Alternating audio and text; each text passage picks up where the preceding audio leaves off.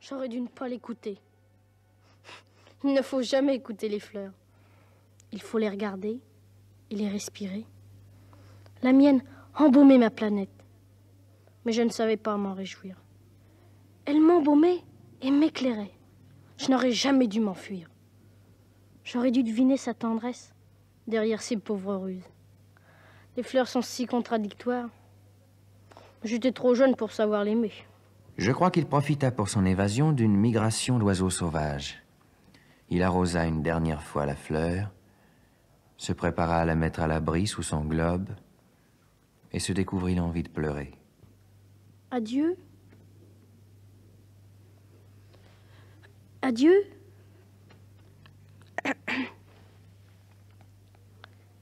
J'ai été sotte, je te demande pardon. Tâche d'être heureux. Je t'aime. Oui, je t'aime. Mais oui, tu n'en as rien su par ma faute. Ça n'a aucune importance. Mais tu as été aussi sot que moi. Tâche d'être heureux. Laisse ce globe tranquille, je n'en veux plus. Mais le vent... Oh, je ne suis pas si enrhumée que ça. L'air frais de la nuit me fera du bien, je suis une fleur. Mais les bêtes... Il faut bien que je supporte 2 ou 3 chenilles si je veux connaître les papillons. Il paraît que c'est tellement beau. Sinon, qui me rendra visite? Tu seras loin, toi. Quant aux grosses bêtes, je ne crains rien, j'ai mes griffes. Ne traîne pas comme ça, c'est agaçant. Tu as décidé de partir, va-t'en.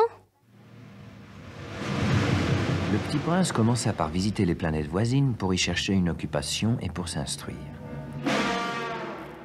La première était habitée par un roi, la seconde par un vaniteux, la troisième par un buveur, la quatrième par un businessman, le gros monsieur cramoisi de tout à l'heure.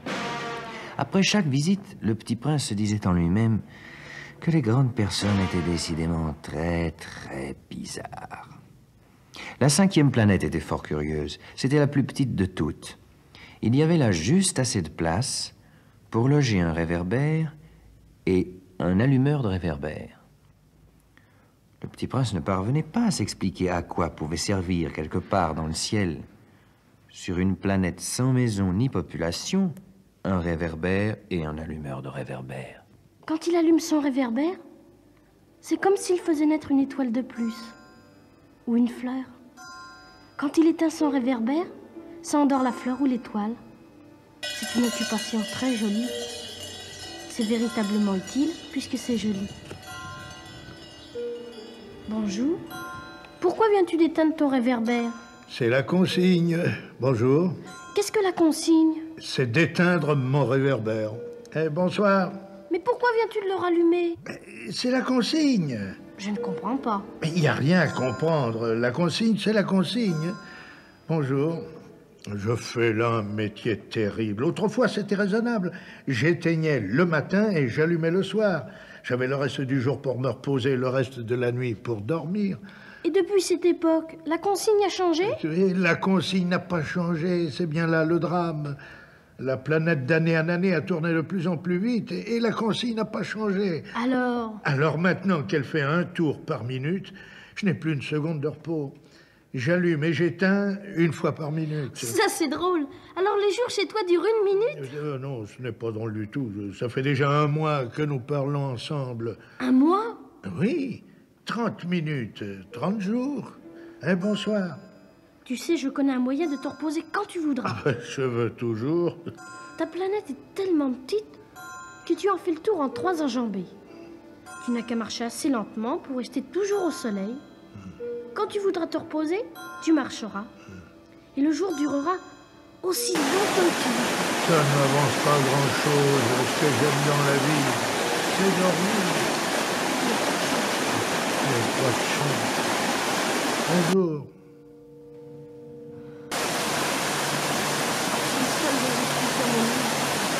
Cette planète est vraiment petite. Il n'y a pas de place pour 2.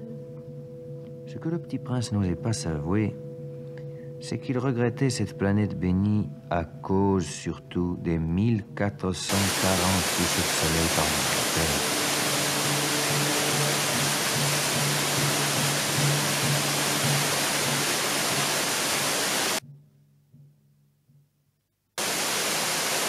6e planète était habitée par un géographe qui conseillait au petit prince d'aller visiter la planète Terre. Elle a bonne réputation, lui dit-il. La 7e planète fut donc la Terre. Le petit prince fut bien surpris de n'y voir personne. Il avait peur de s'être trompé de planète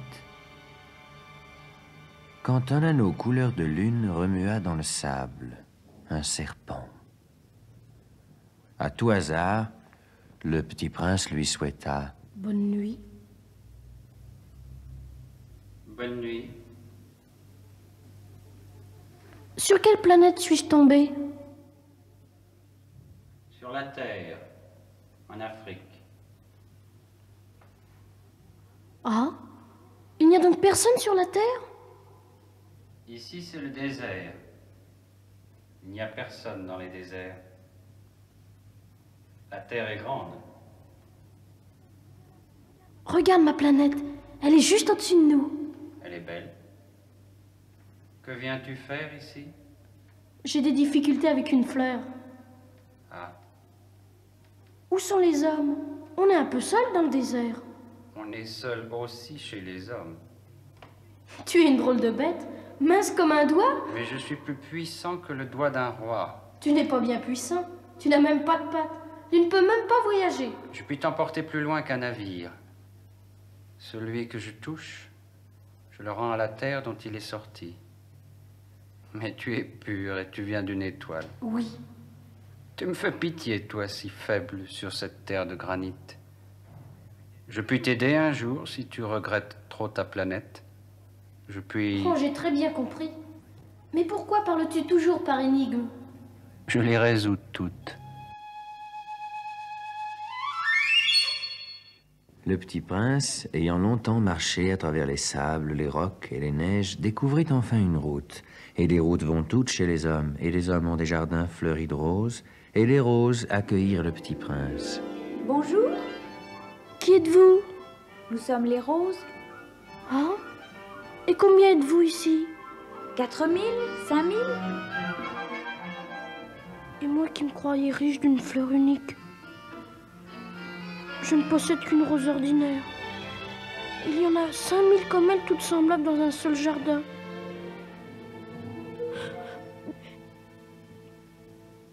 Je ne suis pas un bien grand prince.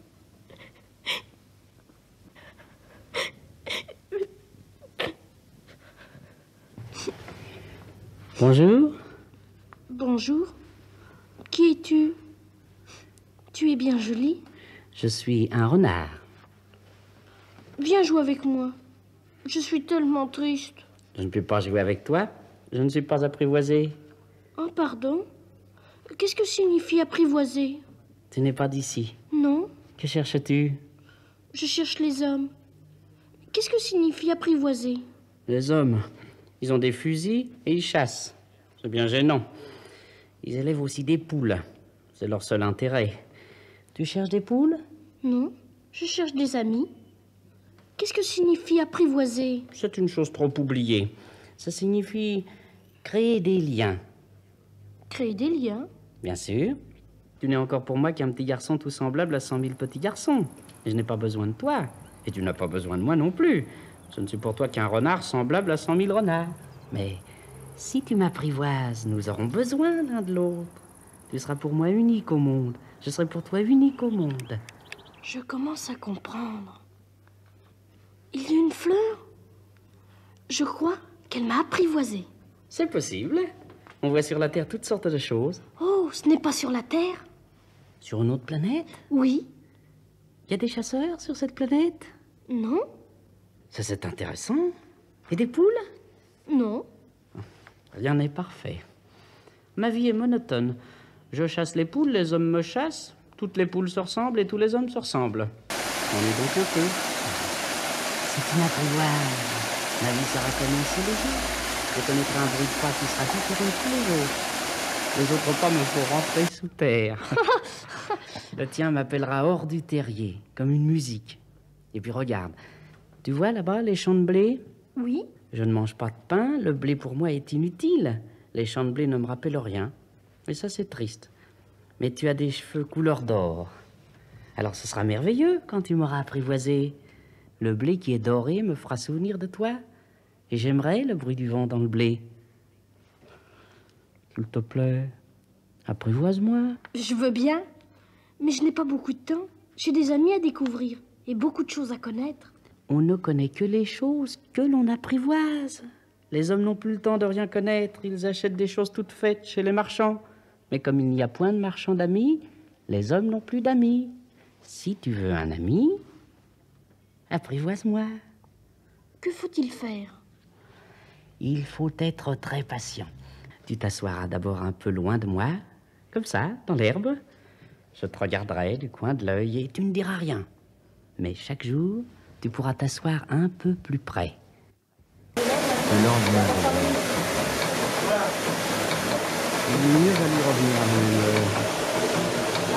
Par exemple, à 4 heures de l'après-midi et 3 heures, je commencerai à pleurer. À l'heure avant ça, plus je me sentirai heureux. À 4 heures, déjà, je me jetterai un peu près. Je découvrirai le prix du bonheur. Et je me suis je serai venu à colère ma visite. ainsi le petit prince apprivoisa. Et quand l'heure du départ fut proche, Pleurerai. C'est ta faute. Je ne te souhaitais point de mal, mais tu as voulu que je t'apprivoise. Bien sûr, Mais tu vas pleurer? bien sûr. Alors tu n'y gagnes rien. J'y gagne, à cause de la couleur du blé.